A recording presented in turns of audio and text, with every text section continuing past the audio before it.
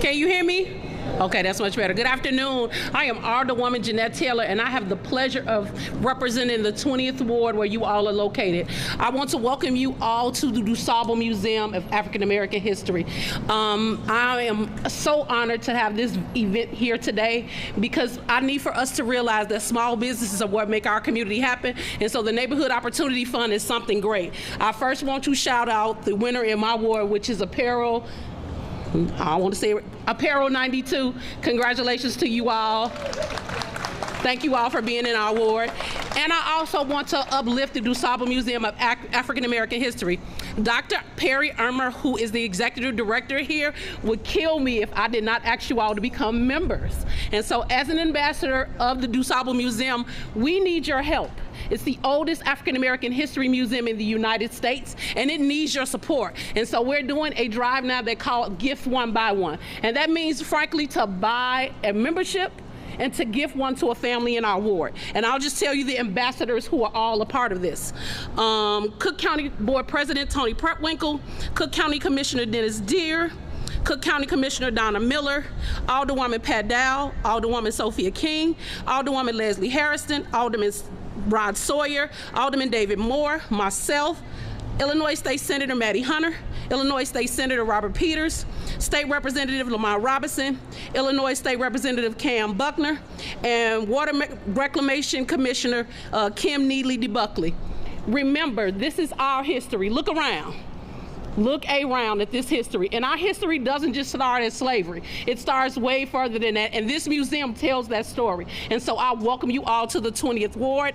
And I will now have the pleasure of introducing Mayor Laurie Lightfoot.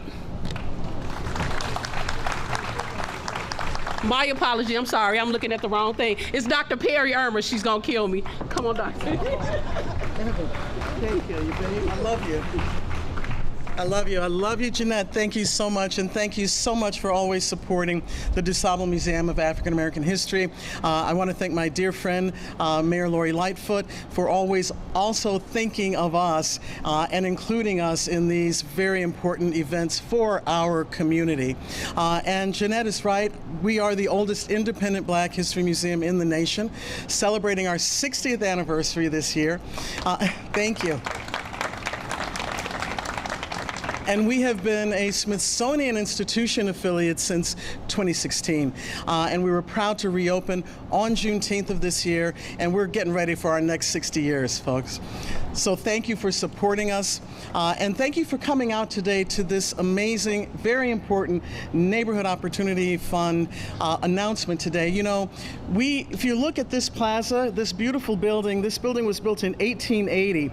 It's a national landmark designed by Daniel Burnham, and it is part of our leasehold interest in the museum with the Park District. So this building, once we get the funding for it, will be the expansion of the DuSable Museum. And other than the National Museum in DC, we will be the largest African American museum in the country, and we will be the first Black museum campus in the country. So all of these little storefronts that you see that are covered now with beautiful public art, which was another initiative of our mayor to salvage all of this gorgeous protest art. So beautiful art that came out of protest and pain that you now see in this outdoor gallery here on our plaza. So these are all retail opportunities down the road for community business people, for entrepreneurs. And I want to invite all of you also into the rotunda because we have a gorgeous exhibit of the artist Kara Walker that's going to open to the public on Saturday the 17th as part of the Toward Common Cause program with the MacArthur Foundation and the 40th anniversary of their Fellows program. So we've got a lot going on here. We have live entertainment on this very spot 5 days a week. Check our website. And I just want to welcome everyone and thank you again, Mayor Lightfoot, for always including us on the list. I really appreciate it, my friend. So everybody, welcome to the DuSable. Please support us. And with that, I'll introduce you to our mayor. And I always say she's the smartest mayor in the country. I will never not say that. Thank you. So good afternoon, everyone. And before I start, let's give it up again for Felicia Patton and the Chicago Soul Review Band. What a beautiful, beautiful voice. And thank you for singing some standards to start off the afternoon's event. Let me also recognize the other folks who are here with us today in support of this incredible announcement. You heard from Alderwoman Jeanette Taylor, who is the Alderwoman of this ward. Also with us are Alderwoman Michelle Harris, Alderman David Moore, and Alderman Siccio Lopez.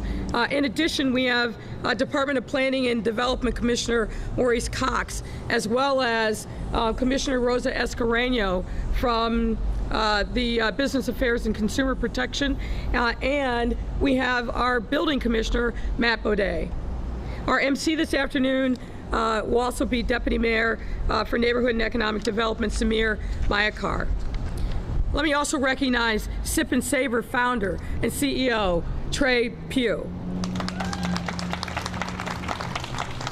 You brought your own cheering section, man. I like that. I like that. And the many other business owners and operators representing more than 24 Chicago-based businesses joining us today for this exciting announcement. It's always a great day to be on the south side of Chicago, and even more so to be standing on the grounds of one of our cities, and let me just say, one of the country's most iconic museums, the DeSable Museum, which just reopened last month on Juneteenth, has come to mean many things to all of us. It pays homage to Chicago's first permanent settler, John Baptiste Point DeSable. It also serves as a site of countless exhibitions showcasing the rich and complex Chicago, Black Chicago and Black America's long history and culture. And it helps us prove that museums are more than just places to house collections and archives. They are also community nerve centers and convening points, spaces for residents to meet, learn, network, and grow. In more ways than one, and especially over the course of this pandemic, our businesses have similarly become the nerve centers and convening points for our communities. Our businesses, especially those that are small or owned by residents from underrepresented communities, are truly the backbone of our city. They make up the economic vibrancy and prosperity of our neighborhoods. Our residents rely on them for everything from groceries to entertainment and everything else in between. And as I said numerous times, over the past several months, their success determines the success of our post-COVID-19 economic recovery. Now more than ever, we must uplift our businesses around our city to give them the tools and resources they need to keep their doors open and retain and attract customers and keep our residents employed.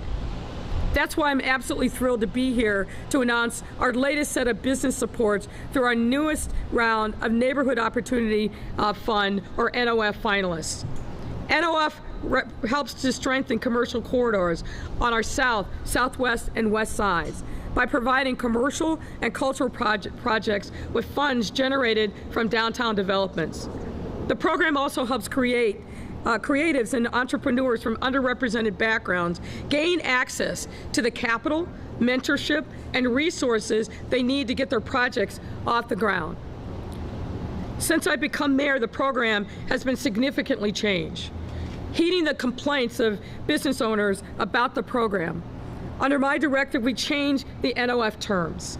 Instead of giving matching grants, which we heard too often were really truly beyond the reach of the average business owner, we changed this program completely to make NOF pure grants to cover a majority, if not all, project costs and provide finalists with access to technical advisors as they navigate their financing.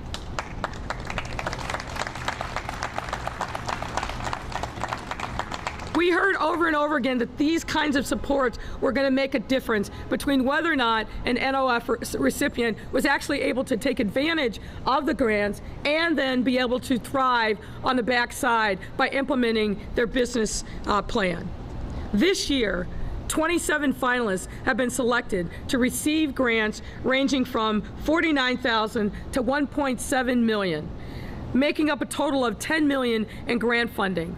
which will in turn support more than $20 million in retail improvements along commercial corridors on our southwest and southwest sides. And let me tell you a little bit, you can clap for that.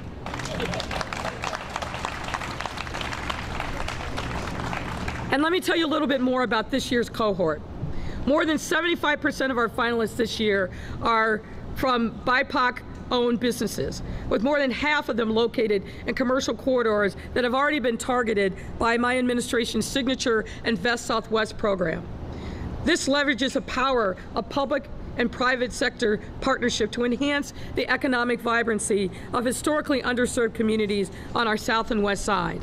18 of our finalists represented food-related projects, including an interior build-out for Shy Fresh Kitchen, a Chicago-based women and minority-owned food service contractor currently operating out of the Hatchery, but now soon to be based in Greater Grand Crossing. Another 4 represented retail-related projects, including a company named Flyball, which will create a Negro League baseball-themed retail store in Bronzeville at the Grove, that's 4400 Grove, a mixed-use development we cut the ribbon on back in October that is now full steam ahead, another project on our Invest Southwest corridors. 4 other finalists will be able to begin or continue critical services, including Stevens Properties 1 LLC, which will build a multi-unit commercial building for beauty and hair care services, as well as a nonprofit entrepreneurial center for underserved teens in Auburn Gresham.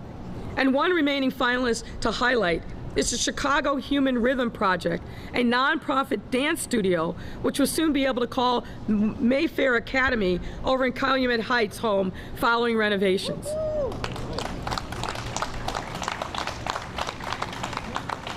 As you can see, this year's NOF cohort has some impressive projects in the works for our communities, many of whom stand to benefit the most from the investments like these.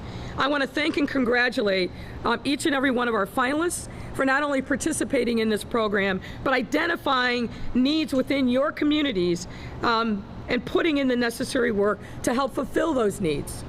At the core of initiatives like NOF and Invest Southwest are our city's values of equity and inclusion. Without putting these values at the forefront of everything we do, we simply can't move forward as a city. Now, you've heard me say this before, we are well poised for our economic recovery. We have the lowest unemployment rate of any major city. We've got 32 companies that have relocated to Chicago in the midst of the pandemic, and these are companies that could have gone anywhere. The diversity of our economy keeps ringing through, whether it's manufacturing, TD&L, life sciences, our hospitality and tourism business, which is roaring back. But we can't truly recover if we leave anyone behind. And we can't afford to leave behind businesses in neighborhoods that have been traditionally underserved and underinvested in. So when our black and brown residents don't have equal access to opportunities to grow their businesses and obtain upward mobility, folks, we all lose. And that goes double when we work to bounce back from this pandemic.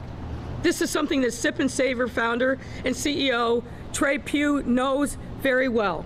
For those who don't know, Trey was part of the inaugural 2017 NOF cohort and received nearly $100,000 to relocate his coffee shop into the revitalized Rosenwell building on our south side.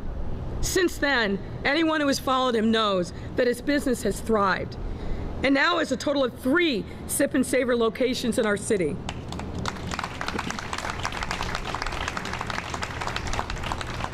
And he's in the process of opening another not too far away in Matson. I'm very proud of the work that Trey has put in, and many of our NOF grant recipients for giving back to our great city and enriching our neighborhoods. I can't wait to see what this next class of NOF recipients are able to do, not only with their current plans, but what these current plans will allow them to do, and really dreaming big, catching those dreams, and creating other opportunities in the neighborhoods in which they're located, not only for themselves, their employees, but also the residents that they're going to be serving. This is a great day to be here. I'm excited about these opportunities, and I'd now like to welcome our Commissioner of Planning and Development, Maurice Cox, to say a few words. Commissioner?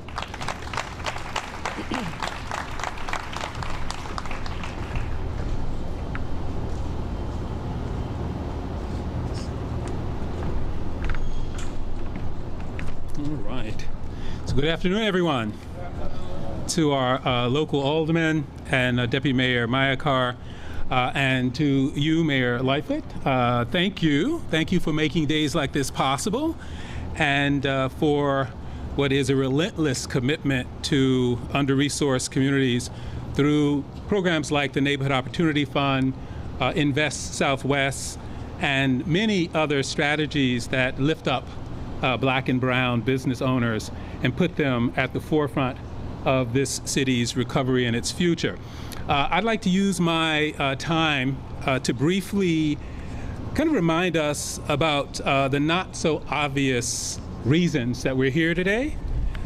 For some, this may appear to be theater, but there is so much more going on here as we celebrate the journey of these 27 West, Southwest, and Southside NOF finalists.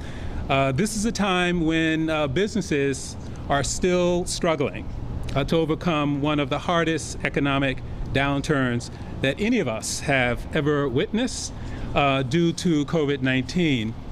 But despite that challenge, on Juneteenth, the mayor cut the ribbon on another Neighborhood Opportunity Fund project. Some of you may know it as Soul Veg City on 75th Street in Chatham. That brother and sister ownership team of Ariel Brown and Laurie had just reopened a neighborhood institution their father created decades ago. So what was going on that day was the transfer of Black wealth from one generation to another. And it was a deeply moving experience for me and a source of enormous pride for the entire community that was assembled. So it's precisely why this program and today's event is so important to me. This new round of Neighborhood Opportunity Fund grants can do the same. And we're here to celebrate your business acumen, your creativity, and the knowledge that our 27 determined entrepreneurs can bring to neighborhoods that need them the most. What the city is bringing, fundamentally, is access to capital on a building by building, block by block basis. So as many of you know, the Neighborhood Opportunity Fund grants are made available through the Neighborhood Opportunity Bonus System that leverages fees from downtown construction projects on behalf of commercial corridors investments in neighborhoods. So these grants are an unapologetic effort of the city to level the playing field by redistributing wealth generated at the center of our city to the south, the southwest, and the west sides. So folks, this is about equity. It's about equitable development. It's about resiliency. It's about innovative financing. It's about building the capacity of our entrepreneurial sector, and it's about making a difference in Black and brown businesses, business owners that are pursuing greatness in their own way for their families and for our communities. So most of these entrepreneurs will be hiring locally for both full and part-time jobs, and they'll be celebrating African American and Latino culture in the process. It's precisely how local institutions like Soul Veg City was not only made, but has endured over decades. So I would quickly like to commend and acknowledge very, very talented planning staff that is needed to pull something like this off. Jim Harbin, Sonia Eldridge in the back. Give it up. They're awesome. and especially for their effort in identifying today's finalists and ensuring that they're in a strong position to realize their dreams. We'll be working with each and every one of them every step of the way towards successful grand openings in the months to come. So in closing, to the finalists that you'll hear from shortly, I'd like to say congratulations. We're looking forward to your success, and thank you so much for allowing us to join you on your journey to a better, healthier, and more equitable Chicago. Now, I'd like to ask a former NOF finalist and Sip and Savor founder, Tres Pugh, to say a few words. Thank you.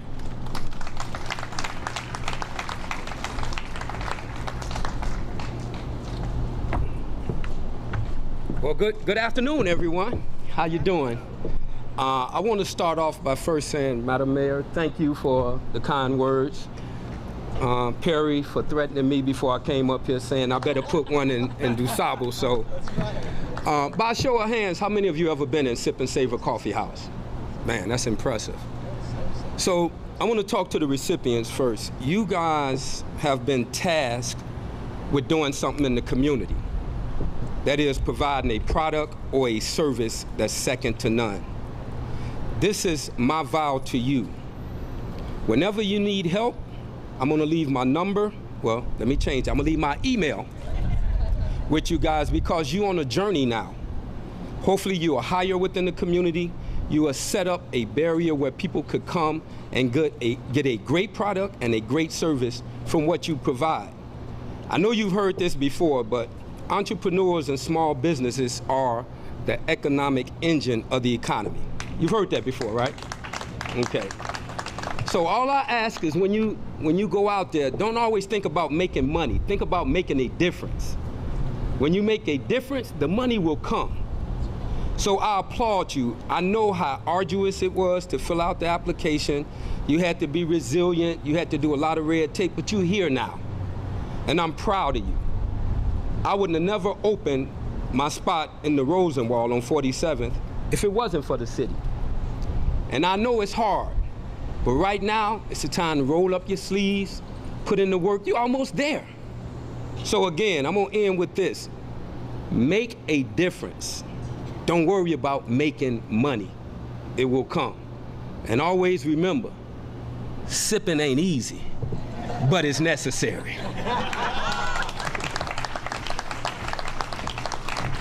I'm sorry. I'm supposed to be introducing Samir Mayakar. Sipping ain't easy, I love that. That's right. That's a tough act to follow. All right, who's ready to give out some grants? So, my name is Samir Mayakar. I'm proud to be the Deputy Mayor for Neighborhood and Economic Development. We're going to get the stage set up here. And I have to say that as an entrepreneur myself, I started my business on the South Side. I enjoy hearing the NOF success stories, and for all of you, it is going to take a ton of resilience, but there's nothing more rewarding than building something in a community, creating jobs and wealth. And so we're excited to be on this journey with you and know you have the full support of the city. I'd like to thank all the aldermen and alderwomen who are here today, community leaders, private sector, and philanthropic supporters as well. We have a number of philanthropies and lenders who are here today because we need your support to help them be successful. It truly takes a whole continuum of business leaders and philanthropic leaders to get these projects to the point where they're breaking ground. And I also would be remiss if I didn't echo Commissioner Cox by thanking all the city staff and Rachel Ellman on my team for getting you all here today and making this such a spectacular event. So thank you.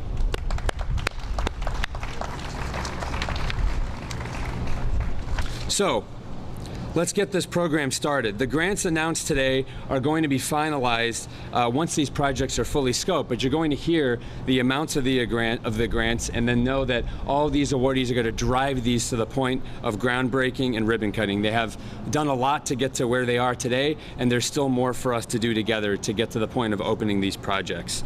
So it's my pleasure to formally announce our 27 NOF finalists for the first round in 2021. So I'd like to bring up Commissioner Cox, the mayor, who will be handing out the awards right over here.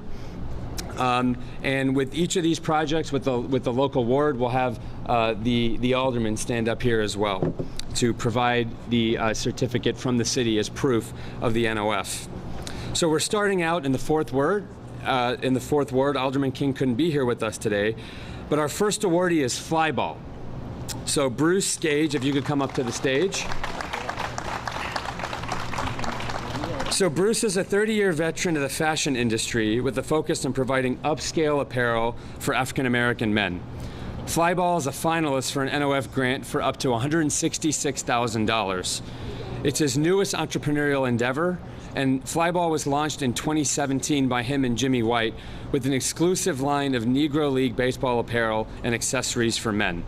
The NOF grant will help support the interior build of their store at 4404 South Cottage Grove. This complex at 4400 Grove received TIF funding and affordable housing tax credits from the city, and it's located, as the mayor mentioned, on the Invest Southwest corridor.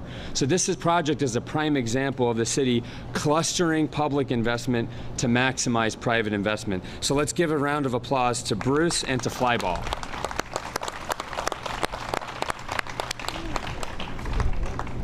All right, next up, we've got Pop That Pop on the Grove. So let's welcome up Rosie Rivera and John Marsh, also in the 4th Ward. And this NOF grant is going to help support the build-out for a new popcorn shop in the same complex as Flyball at 4424 South Cottage Grove. Their NOF award will be for up to $82,000.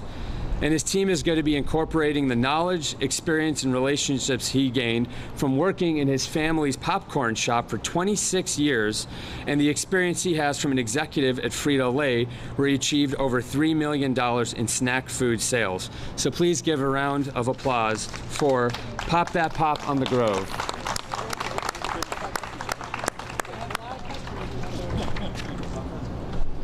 Next up, we have one of my favorites, which is Reggio's Pizza, Sherry Wilson. So Reggio's is going to round off the NOF finalists at the Cottage Grove Complex, 4400. Reggio's, as many of you know, is a family-run company. It was founded in 1972 and has touched millions of homes with their frozen pizza and restaurant locations. They'll receive up to $250,000 to support the interior build-out of this new development. Another round of applause for Reggio's.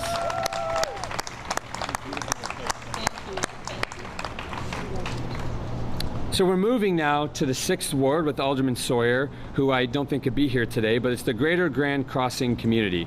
And so I'd like to welcome our next awardee, which the mayor referenced, which is Shy Fresh Kitchen. So this is Kimberly Britt, Renee Taylor, and Camille Kerr. They're an NOF finalist for up to $250,000. Shy Fresh Kitchen is operating out of the hatchery on the west side, but with this grant, they're going to actually build out an interior of their space at 400 East 71st Street. They prepare healthy meals in bulk or individually prepared, tailored to your preferences and needs. Ladies and gentlemen, a round of applause for Shy Fresh Kitchens.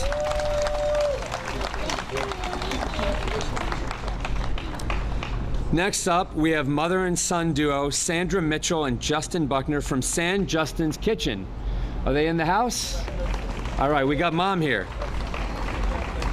So San Justin's is already open and operational at 157th West 75th Street. This NOF grant will help Sandra renovate her existing catering space and build out 4 additional kitchen suites. They're NOF finalists who can receive up to $250,000 for this program. A round of applause for San Justin's Kitchens.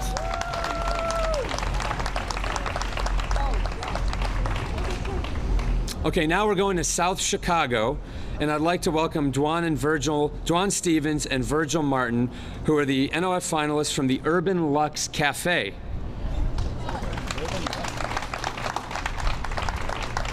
So this grant's going to help Dwan open a new coffee house at 2911 East 79th Street, which is an Invest Southwest corridor on the 79th Street corridor. The team can receive up to $154,000 for this new coffee shop. So Trez, you got a little competition. Round of applause, everybody.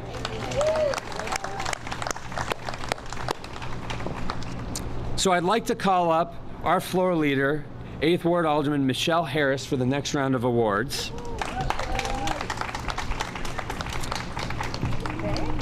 And next up, we have Dionys Harvey from Chicago Body Shop. Now, I thought this was for automobiles, but no, this is for getting you in shape. So this is going to bring a new home to Chicago Body Shop at 2049 West 79th Street, where they will have personal and group fitness classes. It's on the Invest Southwest 79th Street corridor. And this NOF finalist is scheduled to receive up to $250,000. A round of applause for Chicago Body Shop.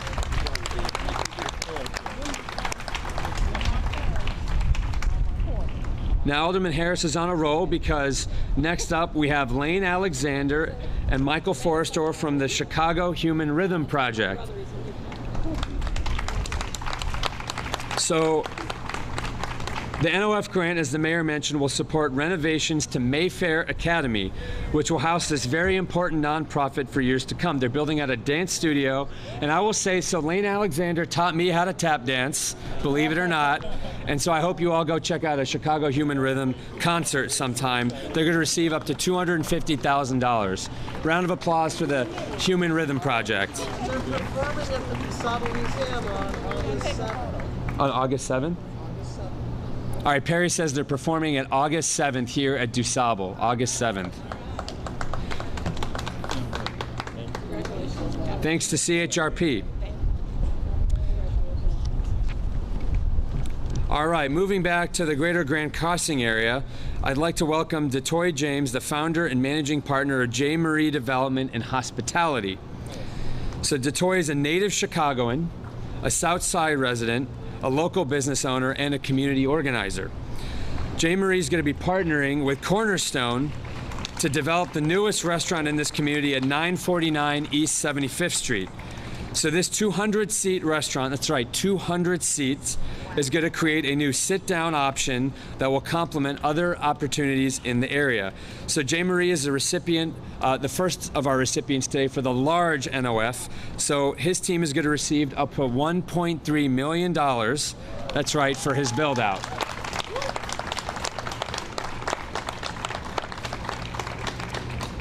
So we're moving over to South Lawndale with 12th Ward Alderman George Cardenas. And I'd like to welcome our NOF finalist, Alicia Linares, to the house here for La Casa de Samuel. So I had the pleasure of eating at La Casa de Samuel a few weeks ago, and I have to say they have the best handmade tortillas in Chicago, and they are scheduled to receive up to $160,000. So please visit La Casa de Samuel. Round of applause.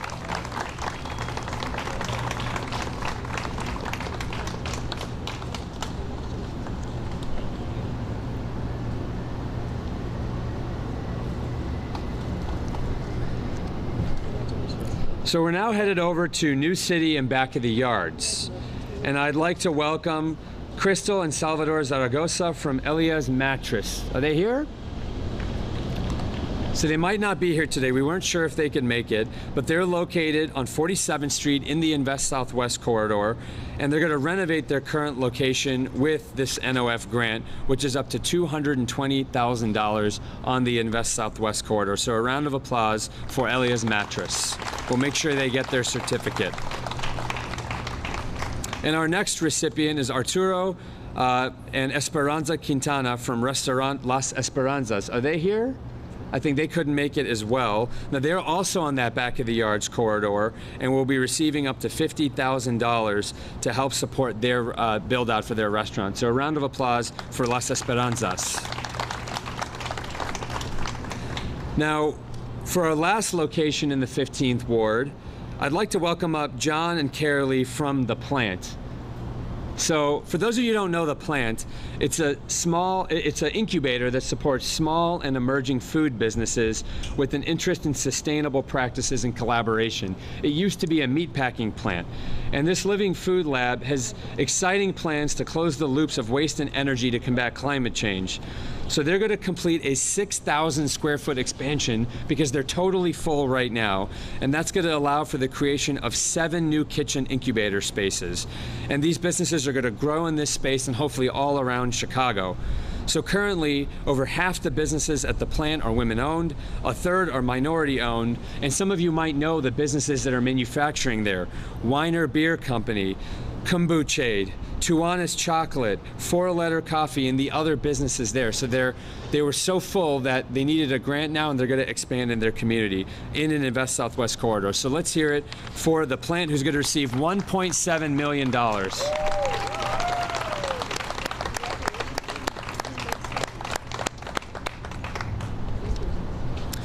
So I'd now like to bring up Alderman David Moore from the 17th Ward, because we're headed to Chicago Lawn. So unfortunately, Hoda Khatibi from Blue Tin Production isn't able to join us, but you might be familiar with her work. She's the author of Tehran Street Style, a community organizer, and a creative educator. This NOF is going to help her build out a new retail space at 3055 West 63rd Street, and Blue Tin Production is going to get a grant for up to $250,000, so a round of applause for Blue Tin Productions.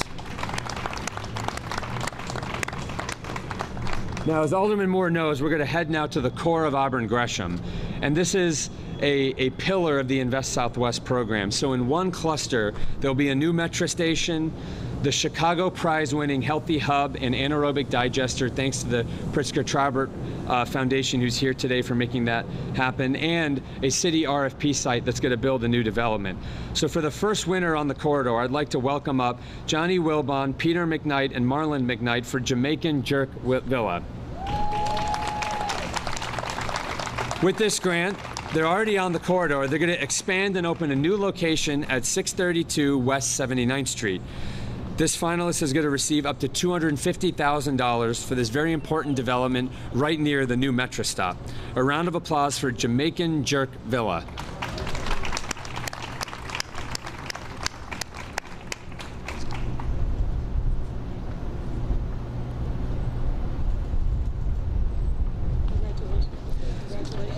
Next up in Auburn Gresham, please welcome Freeland, Payne, and Ebony Crump from Mickey's Retro Grill. Mickey's Retro Grill already has 2 locations, but with the help of this NOF grant, they're going to open a 3rd location on the Invest Southwest corridor at 839 West 79th Street.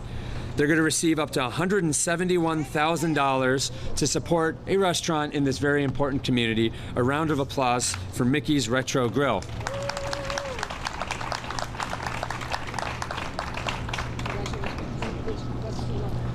Now, Alderman Moore, you're not done yet.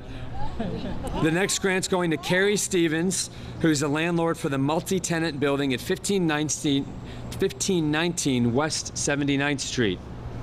So this NOF grant is going to help Carrie perform the build-out of the building to support beauty and hair care services, in addition to a nonprofit entrepreneurial center for underserved teens.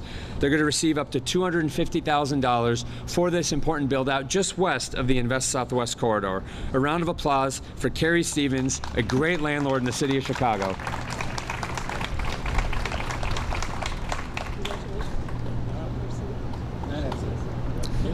We'd like to now bring up Alderman Taylor for the last of our new city NOF finalists, which is Paul and Esther Kim. So Paul and Esther's store, 92 Sneakers and Apparel, is located at 4717 South Ashland. This NOF grant's going to help them renovate both the interior and exterior of their space. They're scheduled to receive up to $30,000 for this build-out. A round of applause for 92 Sneakers and Apparel.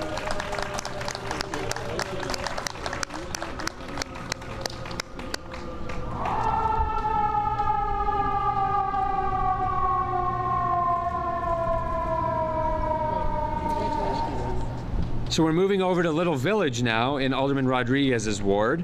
And I don't believe Marcos is able to join us in person today, but we'd like to congratulate Marcos from Carnitas Urapan to build out a new location on 26th Street on the Little Village corridor. It's a very popular neighborhood restaurant, and they'll receive up to $250,000. So a round of applause for Carnitas Urapan.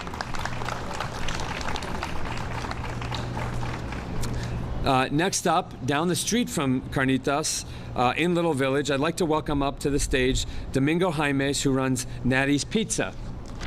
Do we have Domingo here? There he is.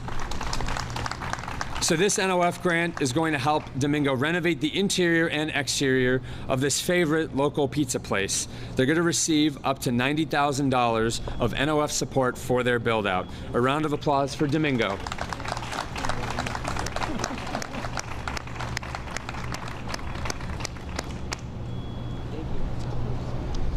Next up in Little Village is Mario and Gisela Sauceda from a little further down on 26th Street at 4062 West 26th Street. And Mario and his team are from Panaderia Nuevo Leon, which is a delicious bakery, and they'll have the ability to renovate their interior and exterior with this NOF grant. They'll receive a grant of up to $60,000. So let's hear it for Panaderia Nuevo Leon.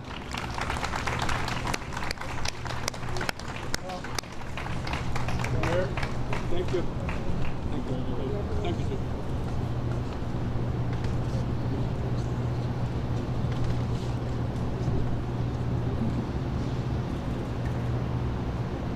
Thank you. Good luck. Thank you, sir. So we're moving to the 24th Ward now in Alderman Scott's ward in North Lawndale, and I'd like to welcome up Whitney Smith and Heather Davis from the Lawndale Christian Development Corporation. As many of you know, LCDC serves as a landlord who, thanks to this NOF grant, will be able to build out the interior of this building for a new restaurant. They're going to receive a grant of up to $167,000, and LCDC has been such an important community stakeholder in the North Lawndale community. A round of applause for Lawndale Christian Development Corporation.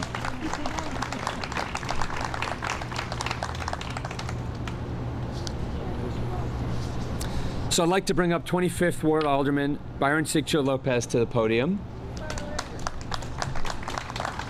So we're moving over to the Lower West Side, and I'd also like to bring up Johnny Sheff, who's the owner of MotoWorks Chicago. Johnny's in the house here. So Johnny is an avid motorcycle rider, and he founded MotoWorks Chicago in 2004.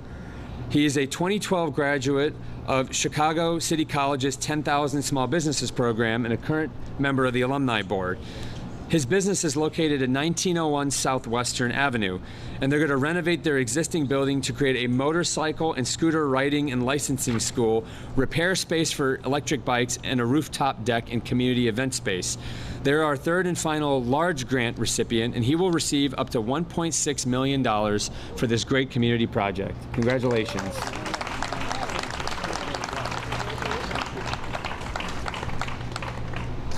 Also on the Lower West Side, and I think, Alderman, you can stay up here, one more. Please welcome Gerardo and Rolando Alvarez from Burdines.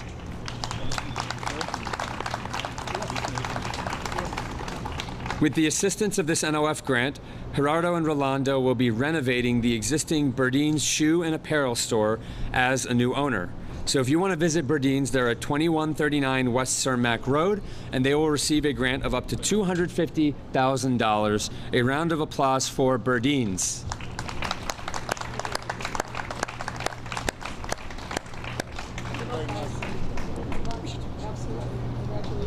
So we're moving over to the 26th Ward, Alderman Maldonado's ward, and I'd like to welcome up Jake Roscoe and Jane Norton from Rincon Family Services.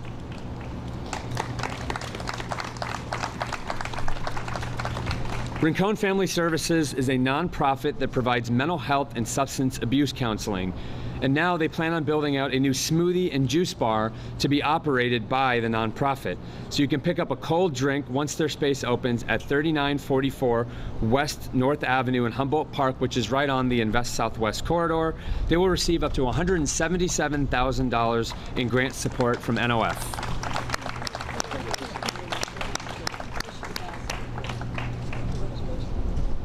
Now, I don't believe our next recipient's able to be here today. It's Juanita Perales, but Juanita is the operator of Taqueria Huentitlan, and if you pick up your smoothie, you can go further down on North Avenue, and they're going to renovate the interior and exterior of their space with a grant of up to $81,000. So a round of applause for Taqueria Huentitlan. Last but not least, we're on the west side, and we'd like to congratulate Layla Bitoy and John Bitoy from Bitoy Sweet Treats in Austin on the Chicago Avenue Soul City corridor.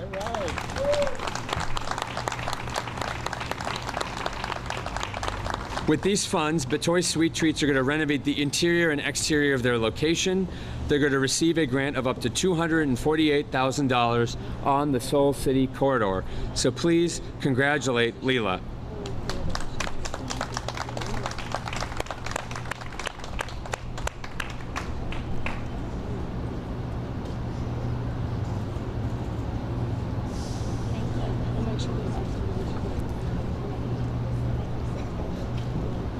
So, ladies and gentlemen, if I could ask all the NOF awardees to stand up, let's give them all a group round of applause.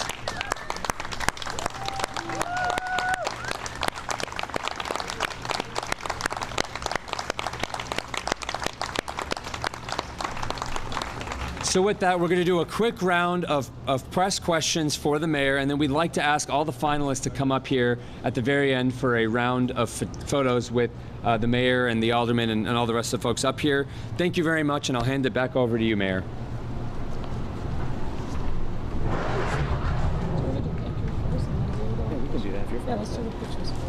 We're going to take pictures first, so if all the NOF awardees want to come up here, we'll do a quick photo on stage. Come on up, folks.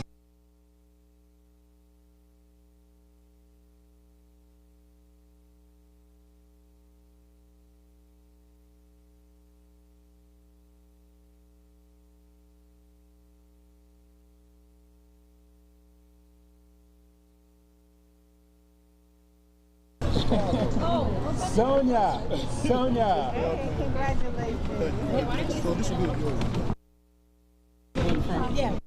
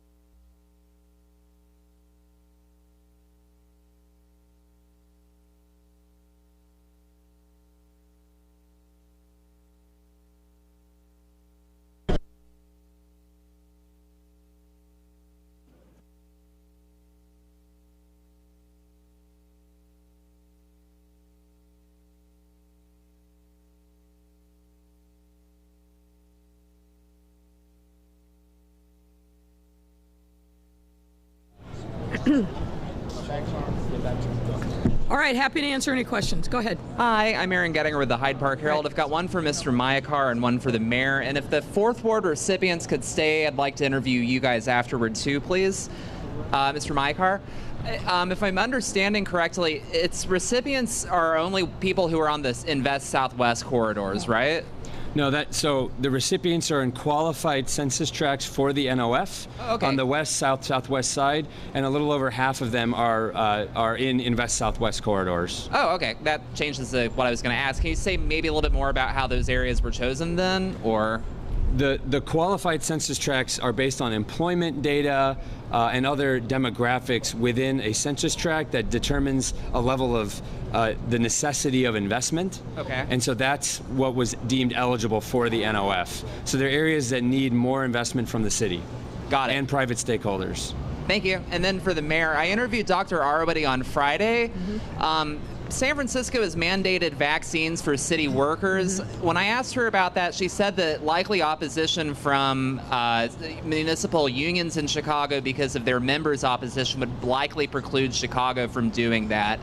I'm wondering if you have anything to say about it and if any circumstances might change that might require Chicago to require vaccines from city workers. Well, it's premature for us to say that now because none of the vaccines have been approved for final use. What we're really focusing right now is making sure that we educate all Chicagoans.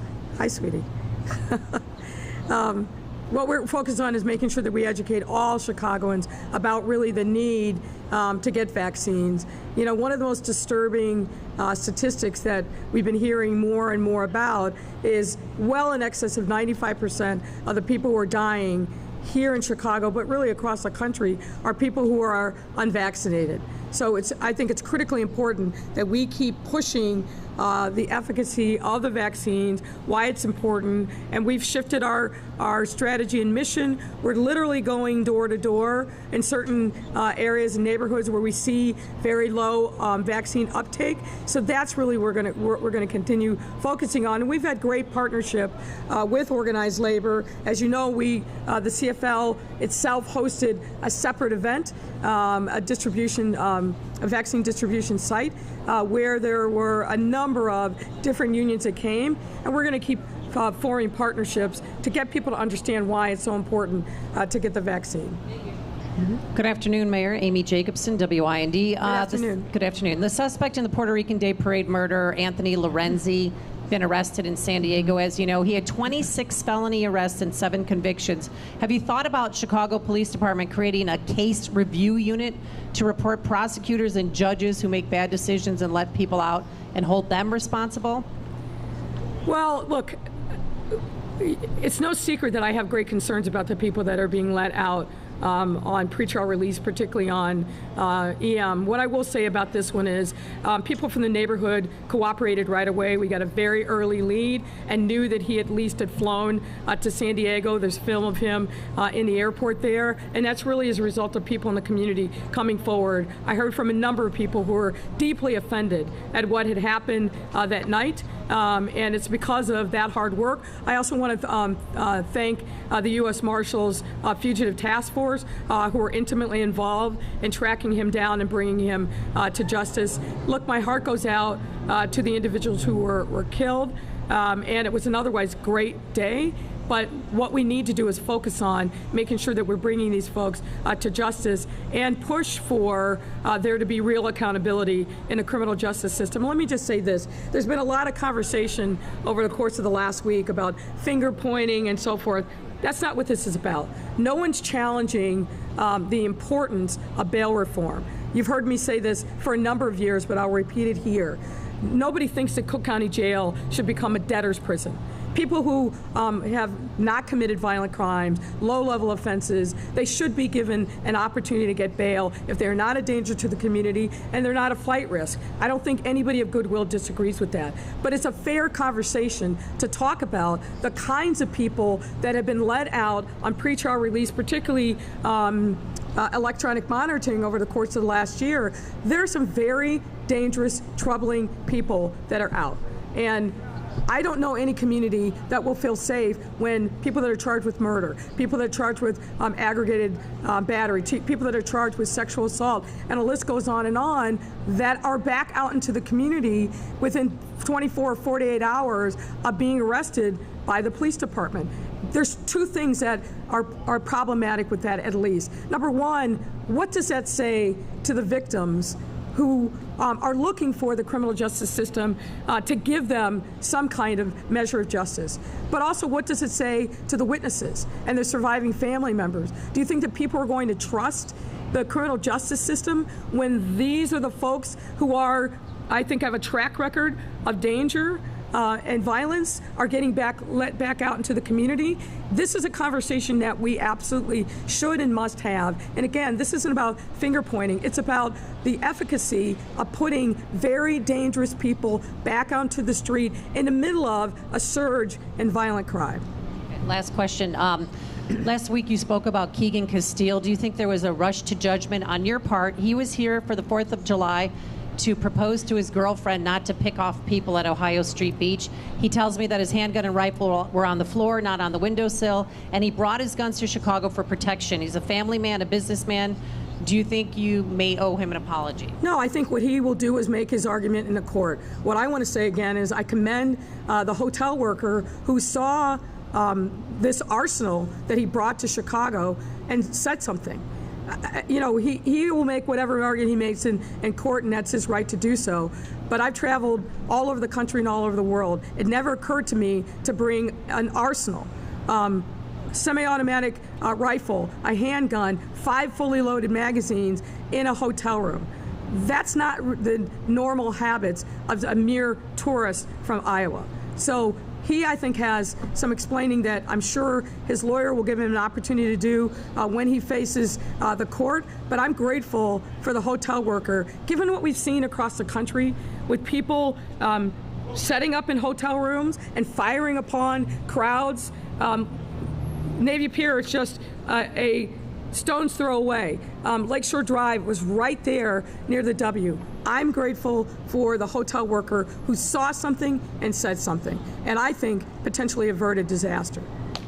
Yes, sir. Mayor, Chris Ty from CBS 2. A question for you about Superintendent Brown's visit to the White House today. Last month, the White House talked about strike forces, and you're eager, you said, to have them mobilized 30 days from the time that they were announced, which would be about now or the next couple of days. Can you give us an update on where those strike forces are at, where we're ready, when it's ready to be launched, and what exactly they'll be doing? My hope is that they will be, the federal government will be making an announcement in the short term. We've been in conversation with them about, obviously, our sense of urgency around getting these resources up and activated. I think the primary thing they're going to do is really build upon the work that's already being done in conjunction with our federal partners and CPD. One of the things I've talked at length about now for a couple years since I've been mayor, and even before that, guns travel across state lines. We know that because we're finding them on the streets of Chicago. So our hope is that there will be a more focus, and attention on a multi-jurisdictional basis on gun trafficking. We know that there's a steady stream of guns that come to Chicago from the southern states, from Mississippi. So that pipeline up I-65 is going to be critically important. So Gary, Indianapolis, and beyond, making sure that the U.S. attorneys, the ATF, and other federal resources are really focused on stopping gun trafficking will make a world of difference here in the city. When do we expect those to begin? I hope they'll begin soon. I just had a conversation about it again today with the federal law enforcement. Had a brief conversation with the president about it last week. So I'm anxious to get those resources up and operational here. And very briefly, what is your reaction to critics who say that the superintendent should be in Chicago, not at the White House during these critical times? Hold on. Oh, somebody took my phone. Look, here's the bottom line, folks. Every organization, whether it's the mayor's office or CPD, is built to make sure that there are people who can keep the operation going when the principal isn't around. I spoke to the superintendent this morning as soon as he landed. He's never far from Chicago, regardless of where he physically might be situated. So there's always going to be critics, but in a world where we have these things called phones and where we actually have these other new technology where you can actually look in a computer and see someone and talk to them, it's a ridiculous conversation, right? No one is taking their eye off the ball, period. Go ahead, Mary Ann. Thank you. Mayor, what about National Guard? There has been always that discussion, not just with you, but at previous mayors. If you're talking about federal resources, would you welcome them as well? I don't think the National Guard is the kind of resource that we do need. What we need are people that are trained in local law enforcement, and that is folks like ATF, DEA, FBI. Those are the kind of resources that I think would really have maximum impact at this time. Some are concerned that CPD is not keeping up with recruiting and training new classes. Do you have classes of young people getting ready to graduate? We haven't seen a class in a while. Yeah. And there had, I know the superintendent talked about going to community colleges. It isn't just Chicago, obviously. No. There's a tough time for young people wanting to be a police officer. Can you talk about that? Sure. Are you concerned? It is a very difficult time, and based upon conversation that I've had with mayors across the country, all of us are seeing some challenges regarding recruiting because of the nature of the conversation about local policing. That's why we've got to think in an innovative way about where we're recruiting, who we're recruiting, and how we're doing it, and that's in process. We already have 2 online tests that are scheduled. Shortly we'll be announcing 2 in-person tests. This is all going to take place before the end of the year. Obviously, our classes and impact were impacted by COVID. We weren't able to get the number of people into the academy last year that we would have hoped, and also the testing was impacted by that. But we're going to make up for lost ground with the 2 online tests that are scheduled. I believe one is in August and the other one is in October. We'll supplement those with 2 in-person, and we're going to be thinking very creatively. One of the things that we're going to be doing that hasn't been done before is have a specifically full-time dedicated team at CPD that really goes all across the country to community colleges, to HBCUs, and other places to talk about the importance and the opportunities for being a Chicago police officer. Let's keep in mind, those graduates who walk across that stage at graduation are walking into a middle-class lifestyle. They start out at $70,000 plus benefits a year and quickly get to $100,000 a year. So these are very good jobs. They're tough jobs, and they're not for everyone, and this is a very difficult time, but I'm confident that we will make up lost ground. Mayor Megan Dwyer with WGN, curious, are you ready now to sign an FOP contract? I just got read in, and so we're not ready to really talk about any of the substance. My team is evaluating the proposal, and we'll have more to say about it one way or the other. But unfortunately, Mr. Canizara's announcement that there's a deal, it just simply wasn't correct. Okay. There was someone shot near the jail 64 times. Yeah, I saw that. I think there was another shooting near the jail overnight. This seems to be a new phenomenon. Are you upping security there? Is this something we have to be worried about? Well, first of all, I don't control the jail or 26th Street, but obviously we're in conversation with the sheriff and his team. We're concerned about shootings anywhere across the city, and of course, we're very focused on what happened there, and detectives are actively at work identifying suspects, and hopefully we'll have some arrests soon. Anything else? All right, thanks everyone.